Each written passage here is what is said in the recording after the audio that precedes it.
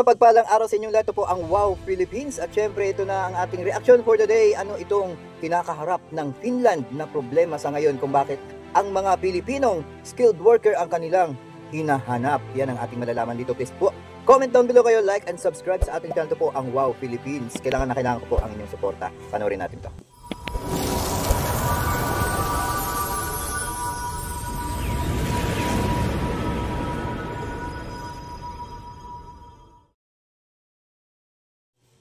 Ay desperadong nangangailangan ng 2 milyong mga Pilipino. Ngayon mismo. Ngunit, hindi ito katulad ng iniisip mo.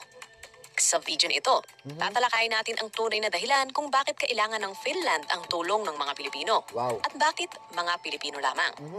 Imagine this, katropa. Nakatira ka sa isang bansa na kilala sa malinis na kapaligiran, high quality na sistema ng edukasyon at mapayapang pamumuhay. Ngunit sa ilalim ng lahat ng ito, may isang napakahalagang bagay na nangyayari. Ang Finland, na itinuturing na pinakamasayang bansa sa mundo, ay humaharap ngayon sa isang napakalaking krisis. Wow, grabe. Anong krisis baka mo? Well, ito ay ang labor shortage o kakulangan sa manggagawa. Isang krisis na sa sobrang lala ay handang magbayad ang bansa ng 90,000 pesos sa mga Pilipino para lamang pumunta at magtrabaho doon. Ngayon, alam ko kung anong iniisip mo.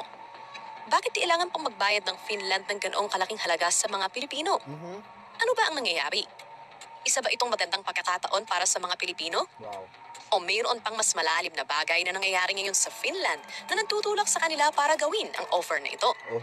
Bago po natin sagutin ang mga tanong na yan, inaanyahan ko po kayo na i-like ang video nito dahil isa po yung napakalaking tulong para sa aming mga content creator. Maraming salamat po. Yan, disclaimer kay Gasivo, no? Ginamit natin ang kanyang video para sa ating reaction. Please po comment down below kayo sa ating reaction kung ano masasabi ninyo dahil nga nangangailangan ito ng milyong Pilipino dyan sa may Finland at napakalaki ng kanilang offer na sahod para sa manggagawang Pilipino talaga. Wow, good opportunity na to. Just grab na para magkaroon kayo ng trabaho. Inquire lang po ang kailangan yan.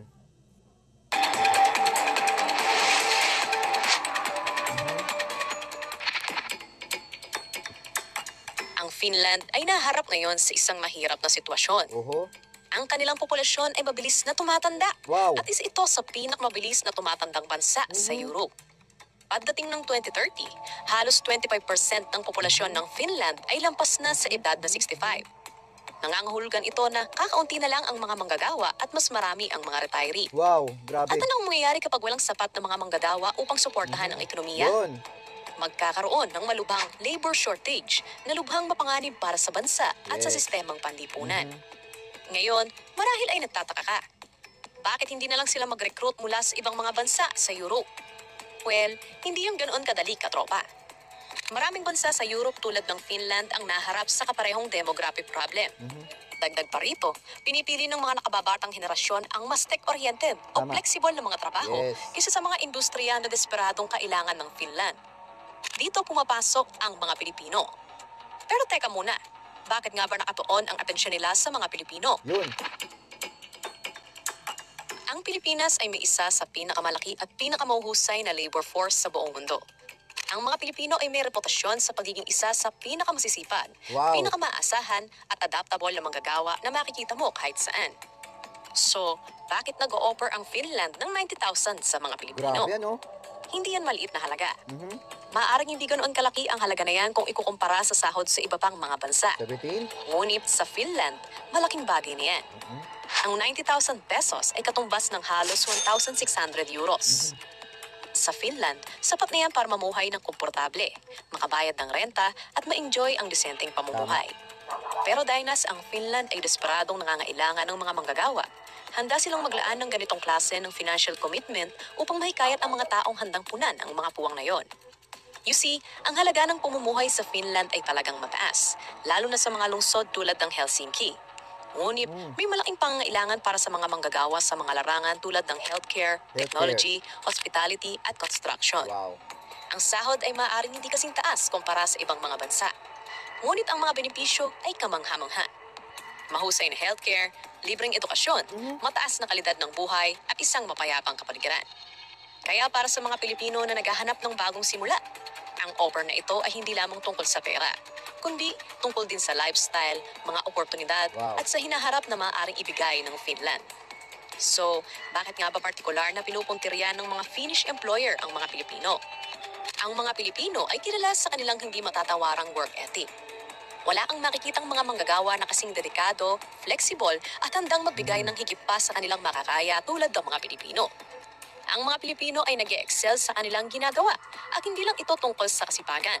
Ito ay tungkol din sa kakayahang umangkop o adaptability. Ang mga Pilipino ay may natatanging kakayahan na makiisa sa iba't ibang kultura at kapaligiran. Ito ang dahilan kung bakit makikita mo sila na umuunlad sa mga bansa sa buong mundo. Ngunit, hindi lang ang mga kasanayan at kakayahang umangkop ang nagpapatingkad sa mga Pilipino, kundi pati na rin ang kanilang positibong pananaw, sense of community at ang kanilang katapatan sa mga employer. Yes. Ang mga Finnish employer ay naghahanap ng mga taong hindi lang magaling sa kanilang trabaho, kundi mga taong mananatili, bubuo ng relasyon sa mga kasamahan at mag-aambag sa komunidad. Taglay ng mga Pilipino ang lahat ng katangiang ito. Galing. Pero hindi naman ito one-way street, idangan. Ang Finland ay makikinabang din syempre, pero malaki rin ang benepisyo para sa mga Pilipino. Let's take a step back mga katropa at pakinggan natin ang kwento ng ilan sa mga Pilipinong nakapagtungo na sa Finland. Yan. Mula sa mga nurse sa mga ospital sa Helsinki hanggang sa mga construction workers sa Tampere. Ginawang tahanan na ng mga Pilipinong ito ang Finland at namuhay roon ng maayos. Tulad na lamang ni Maria, hindi niya tunay na pangalan. Isang nurse na lumipat sa Finland 5 taon na ang nakararaan. Nagpunta siya roon upang maghanap ng mas mataas na sahod, seguridad sa trabaho, at isang tahimik na kapaligiran upang palakihin ang kanyang mga anak. Ngayon, tinutupad na niya ang kanyang mga pangarap. Tumutulong sa mga nakatatanda at tinatamasa ang mga benepisyo ng natatanging healthcare system ng Finland. Nariyan din si Jake, hindi rin niya tunay na pangalan. Isang software developer na nabigyan ng pagkakataon na makapagtrabaho sa isang nangungunang tech company sa Finland. Ang galing ano? Ibinahagi niya kung paano pinapayagan ng work culture ng Finland na babalansin niya ang trabaho at buhay. Galing. Para sa mga Pilipinong ito, hindi lang ito tungkol sa sweldo, kundi tungkol din sa pagkakaroon ng dekalidad na buhay sa isang bansa na pinahahalagahan ang balanse ng trabaho at buhay, kaligtasan at pagkakapantay-pantay. Dito tayo papasok sa ating komento. Unang komento natin dito na talaga tama lahat ng mga sinasabi ng nag-vlog na ito, no? Dahil nga ang mga Pilipino ay talagang sadyang nasa ugali o attitude na natin yan ng mga Pilipino na talagang mapagmahal, masikap, talagang makiisa, no? Makiisa pakikipagkapwa, marunong makisama sa anumang mga gawain. Kaya siguro sa lahat ng mga lahi na kanilang nakitaan, itong Pilipinas talaga, kahit sino naman talagang magsasabi ng mga dayuhan, ay ang mga Pilipino na napaka warm-hearted at saka yung resilience natin na talagang grabe talaga, no? Sa trabaho, masikap, talagang mapagtiis, no, para sa pamilya. Yun naman talaga ang pinaka-goal ng mga Pilipino na para sustain natin ang ating pangangailangan sa pamumuhay. Kaya eto na, no, yung job opportunities na to na binibigay ng Finland, na sino ang gustong magtrabaho diyan sa kanila dahil nangangailangan talaga sila dahil nauubos na kanilang mga manggagawa dahil tumatanda na nga. Pilipino ang kanilang napili para magtrabaho sa kanila at ang offer nila dito ay tinaasan nila para naman i-grab kaagad ng mga Filipino workers natin na magtrabaho sa kanila. Nagahamakin mo, 90,000 yun, no? 90,000. At meron pa silang good opportunity sa mga pamilya na kung sakali na kaya mong buhayin ang iyong pamilya, ay pwede mong i-migrate ang iyong pamilya, pati asawa, anak, kung kaya mo nang buhayin. At may chance pa na pwedeng bigyan ng trabaho ang iyong asawa. Ang ganda ng opportunity na ito na pwede mo talagang i-grab. Kaya kung ikaw ay isang Pilipino na talagang gusto mong mag-abroad, piliin mo na itong Finland. Mag-inquire ka lang sa atin dito sa Pilipinas kung saan ang tawag dito, ang department na ito na pwedeng mag-apply, no, sa Finland. Alamin nyo kung totoo nga ito ang kanilang offer na 90,000 para sa mga skilled worker, no. Marami silang mga offer ngayon, kaya grab the opportunity na po. Ang mga kwentong ito ay hindi na pangkaraniwan. Ito ay nangyayari sa buong Finland. Ang mga Pilipino ay nag-a-adapt, nag-aambag, at bumubuo ng hinaharap sa malaparaisong bansa ng Finland. So, saan nga ba talaga kinakailangan ang mga manggagawang Pilipino? Magsimula tayo sa healthcare. Ito na. Ang healthcare system ng Finland ay isa sa pinakamahusay sa buong mundo. Wow. Ngunit, naharap ito sa matinding pressure dulot ng tumatandang populasyon ng bansa. Mataas ang demand para sa mga nurse, Oh, yan na, oh. caregiver at mga medical Great professional. opportunity na ito. Ang mga ospital at mga care homes sa Finland ay patuloy na nagre-recruit ng mga Pilipino dahil sa kanilang mga espesyal na kakayahan at malasakit sa pag-aalaga. Yan. At hindi lang sa healthcare, maging sa sektor ng teknolohiya ay kailangan din ang mga Pilipino. Ang Finland ay pahanan ng ilan sa pinakakilalang tech companies sa buong mundo, tulad ng Nokia, Oh, Nokia. Rovio, ang creator ng Rovio. Angry Birds, at Supercell, Oh, ang Supercell. creator ng Clash of Clans. Ang mga Finnish company tulad ng mga tech giant na ito ay nakatuon sa Pilipinas upang punan ang mga posisyon sa software development, Wow. data analysis, IT support, at marami pang IT iba. support, okay. At nariyan din ang construction. Oho. Ang lumalakas na real estate market at infrastructure project ng Finland ay nagdudulot ng makinding pangangailangan para sa mga bihasang manggagawa sa construction at Wow. engineering. Galing ha. At sino ang tumutugon sa demand na ito? Siyempre, ang mga Pilipino. Wow. Ngayong natalakay na natin ng detalyado kung bakit kailangan ng Finland ang mga Pilipino at kung gaano kalaki ang handa nilang ibayad. Sagutin naman natin ang isa pang mahalagang tanong. Paano nga ba makararating sa Finland ang mga Pilipino? Kilala ang Finnish immigration sa pagiging straightforward nito. Ngunit may ilang bagay na kailangan mong malaman. Kailangan mong magkaroon ng job offer at ang proseso ng pagkuha ng work visa ay maaaring magbago depende sa iyong profesyon. Maraming Pilipino ang pumapasok sa Finland gamit ang temporary work permits at pagkatapos ng ilang taong pagtatrabaho sa bansa, maaari silang mag-apply para sa permanent residency. Kaya kung Ganda. iniisip mong pumunta at lumipat sa Finland, maaaring ito na ang hinihintay mong pagkakataon. Ang Filipino community ay patuloy na lumalago sa Finland. At hindi lamang sila nagtatrabaho roon. Sila ay nakikiisa rin.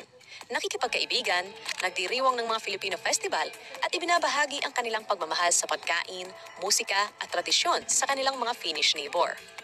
So, ano ang hinaharap ng Finland at ng Pilipinas? Ang relasyon ng dalawang bansa ay patuloy na magiging mas matibay, habang patuloy na umaasa ang Finland sa mga manggagawang Pilipino upang punan ang mga kakulangan sa labor force at makapag-ambag sa kanilang ekonomiya. At para sa mga Pilipino, ito na marahil ang simula ng isang bagong kabanata, puno ng mga oportunidad, pag-unlad at mas magandang kalidad ng buhay. Higit pa sa mataas na sahod ang maaaring ibigay ng Finland. Ito ay nag-aalok rin ng isang magandang hinaharap. At para sa mga Pilipinong handang gumawa ng hakbang, ito ay isang hinaharap na magbibigay ng katatagan, oportunidad at mataas na antas ng pamumuhay. Ito ay simula pa lamang. Ang tanong ngayon ay, handa ka ba sa Wow. pagsapalaran? Ito na, dito na tayo papasok sa ating kung last comment, no, na talagang kung ikaw ay isang Pilipino at talagang mahilig mag-abroad, ito na ang ito na yung pipiliin mo na lugar o bansa, no. Ang Finland ay may magandang opportunity na nag-aantay sa iyo dito, no, dahil napakalaking ipapasahod nila para sa mga Pilipino, no. Syempre kumuha ka muna ng work visa, no. Kumuha ka muna ng work visa para makapunta ka ng Finland, pero syempre dahil sa work visa mo na, kumpletuhin mo muna ang iyong mga requirements kung ano man ang pangangailangan ng agency na ito, no, ang department na ito, para naman matuloy ka sa pagpunta mo sa Finland dahil napakalaki ng offer nila, no. Magandang opportunity na ito, no, malaki ang sahod para sa mga Pilipino at yan na nga, kailangan din natin syempre na magtiyaga sa mga ganitong klaseng trabaho dahil ito nga ay magandang ibinibigay na ng Finland dahil Pilipino talaga ang kanilang gustong piliin na magtrabaho sa kanilang bansa. Yan. At hanggang dito na lang. Please po, comment down below kayo kung ano masasabi ninyo dyan para mabasa ko naman. Please like and subscribe sa ating channel dyan. Ito po ang Wow Philippines. Yan. Malaking tulong po ito para sa inyong pamilya. Mag-inquire na lang kayo kung saang department po ito. Maraming salamat. Keep safe po.